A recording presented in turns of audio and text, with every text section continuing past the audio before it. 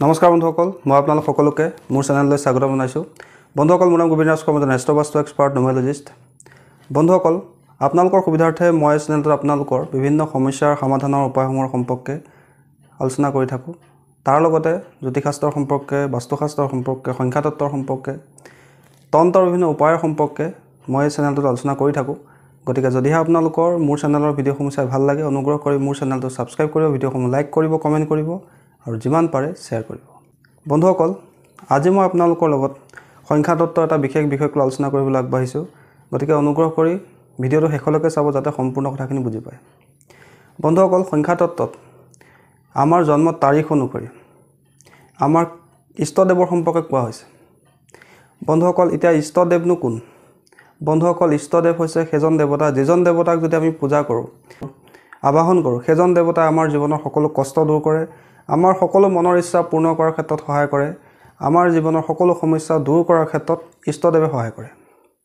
বন্ধুসকল, সংখ্যাতত্ত্বত কোৱা হৈছে যে যিসকল ব্যক্তিৰ জন্ম যিকোনো ইংৰাজী মাহৰ 1 তাৰিখে, 10 তাৰিখে, 19 তাৰিখে বা 28 তাৰিখে হয়, তেওঁলোকৰ মূলাংক হয় 1। তেওঁলোকৰ ইষ্টদেৱ হৈছে ভগৱান শ্ৰী ৰামচন্দ্ৰ বা সূৰ্য দেৱতা। দ্বিতীয়তে, যিসকল ব্যক্তিৰ জন্ম যিকোনো ইংৰাজী মাহৰ 2 তাৰিখে হয়, 11 তাৰিখে হয়, 20 তাৰিখে হয়, 29 তাৰিখে হয়, তেওঁলোকৰ মূলাংক হৈছে মূলাংক 2। সংখ্যাতত্ত্ব অনুসৰি তেওঁলোকৰ ইষ্টদেৱ হৈছে ভগৱান মহাদেৱ। বন্ধুসকল, যিসকল ব্যক্তিৰ জন্ম যিকোনো ইংৰাজী মাহৰ 3 তাৰিখে হয়, 12 তাৰিখে হয়, 21 তাৰিখে হয় বা 30 তাৰিখে হয়, তেওঁলোকৰ মূলাংক হয় 3 আৰু তেওঁলোকৰ ইষ্টদেৱ হৈছে ভগৱান শ্ৰী বিষ্ণু বা তেওঁলোকৰ যিজন দীক্ষাগুৰু আছে তেওঁকো তেওঁলোকে ঈশ্বৰ হিচাপে পূজা কৰিব পাৰে। তাৰপিছতে যিসকল ব্যক্তিৰ জন্ম যিকোনো ইংৰাজী মাহৰ 4 তাৰিখে হয়, 13 তাৰিখে হয়, 22 তাৰিখে হয় বা 31 তাৰিখে হয়, তেওঁলোকৰ মূলাংক হয় মূলাংক 4। মূলাংক 4 ব্যক্তিসকলৰ ইষ্টদেৱ হৈছে মা দুৰ্গা। আৰু যিসকল ব্যক্তিৰ জন্ম যিকোনো ইংৰাজী মাহৰ 5 তাৰিখে, 14 তাৰিখে, 23 তাৰিখে হয়, তেওঁলোকৰ মূলাংক হয় 5। তেওঁলোকৰ ইষ্টদেৱ হৈছে গণেশ দেৱতা। যিসকল ব্যক্তিৰ জন্ম যিকোনো ইংৰাজী মাহৰ 6 তাৰিখে হয়, 15 তাৰিখে হয় বা 24 তাৰিখে হয়, তেওঁলোকৰ মূলাংক হয় মূলাংক 6। মূলাংক 6 ব্যক্তিসকলৰ ইষ্টদেৱী হৈছে মা লক্ষ্মী। বন্ধুসকল, তাৰপিছৰ মূলাংকত হৈছে মূলাংক 7। যিসকল ব্যক্তিৰ জন্ম যিকোনো ইংৰাজী মাহৰ 7 তাৰিখে হয়, যিকোনো ইংৰাজী মাহৰ 16 তাৰিখে হয় বা 25 তাৰিখে হয়, তেওঁলোকৰ মূলাংক হয় মূলাংক 7। মূলাংক 7ৰ ইষ্টদেৱ হৈছে গণেশ দেৱতা। যিসকল ব্যক্তিৰ জন্ম যিকোনো ইংৰাজী মাহৰ 8 তাৰিখে হয়, 17 তাৰিখে হয় বা 26 তাৰিখে হয়, তেওঁলোকৰ মূলাংক হয় মূলাংক 8। মূলাংক 8ৰ ইষ্টদেৱ হৈছে হনুমান দেৱতা।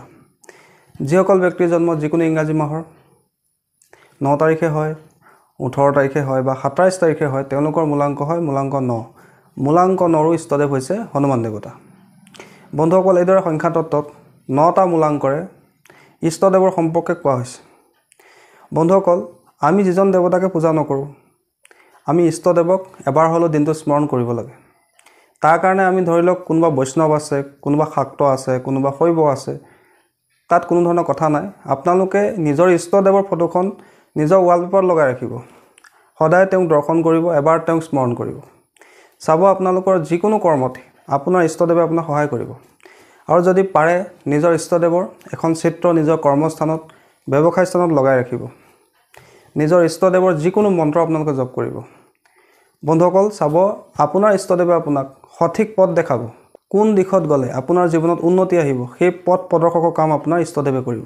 বন্ধুসকল, এইদৰে সংখ্যাতত্ত্বত ইষ্টদেৱৰ সম্পৰ্কে কোৱা হৈছে। গতিকে আমি নিজৰ ইষ্টদেৱক যদি স্মৰণ কৰোঁ বা তেওঁৰ মন্ত্ৰ জপ কৰোঁ বা তেওঁ এবাৰ ধ্যান কৰোঁ দিনটোত, তেতিয়া আমাৰ ইষ্টদেৱে আমাৰ সকলো মনৰ ইচ্ছা পূৰ্ণ কৰে, জীৱনৰ বিঘিনি, দুৰ্ঘটনা, দুখ, কষ্ট এইখিনি দূৰ কৰে। বন্ধুসকল, আশা কৰিছোঁ আজি আপোনালোকে গম পালে যে আমাৰ জন্মৰ তাৰিখ অনুসৰি, মূলাংক অনুসৰি আমাৰ ইষ্টদেৱনো কোন আৰু ইষ্টদেৱক পুজিলেনো আমাৰ কি লাভ হয়, সেই বিষয়ে আপোনালোকে গম পালে। বন্ধুসকল, আশা কৰিছোঁ আজি আপোনালোকৰ জন্মৰ তাৰিখ অনুসৰি আমাৰ ইষ্টদেৱনো কোন সেই বিষয়ে আপোনালোকে জানি ভাল পালে। আশা কৰিছোঁ আপোনালোকৰ ভিডিঅ'টো ভাল লাগিলে, আশা কৰিছোঁ আপোনালোকৰ বিষয়টোও ভাল লাগিলে। যদি ভাল লাগিলে অনুগ্ৰহ কৰি ভিডিঅ'টো লাইক কৰি দিব, কমেণ্ট কৰিব আৰু মোৰ চেনেলটো ছাবস্ক্ৰাইব কৰিব। ধন্যবাদ।